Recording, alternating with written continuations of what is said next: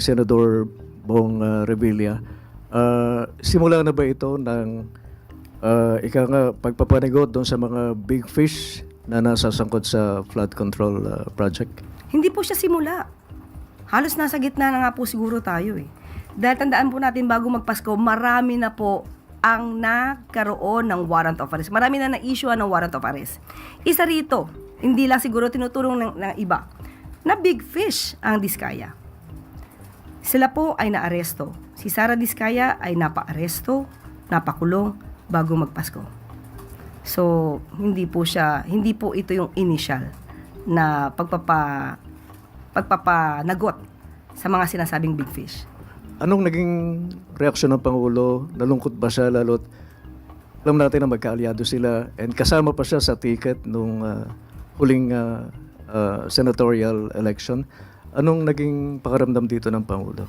Una pa lang po nabanggit ang pangalang Senator Bong Revilla, doon pa lang po nag-react na po ang Pangulo at syempre nagulat po siya dahil kaalyado pa niya po. Pero sabi nga niya po, makailang ulit sabihin niya, kahit nga po kaalyado, kung kailangan imbestigahan, dapat imbestigahan. Now nadali na naman kasi ng alegasyon ng korupsyon itong si Revilla nang idawit siya ni dating Undersecretary Robert Bernardo, saying na kapalit ng pag-approve ng mga proyekto at pag-sponsor niya ng mga proyekto na ito, may kickback na personally i-deliver umano ni Bernardo sa bahay ni Revilla sa Cavite. Senator Ramon Bong Revilla.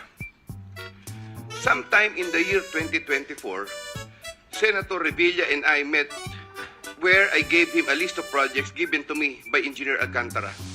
Senator Revilla asked for a commitment, which I suggested. Then he approved at 25% of the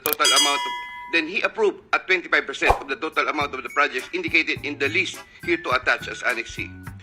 I relayed the 25% commitment to Engineer Alcantara and told him that Senator Revilla will appreciate additional contributions for his senatorial re-election bid. Engineer Alcantara collected the 25% commitment, or about 125 million, which was turned over to me and then delivered to Senator Revilla in his house in Cavite. Kasama pa nga sa mga inakusahan ni Robert Bernardo ay si dating Senate President Escudero at dating Senador Nancy Binay.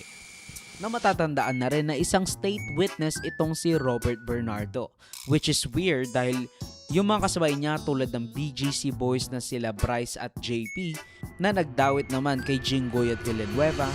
Who are these sinasabi mong may mga involved na mga senador?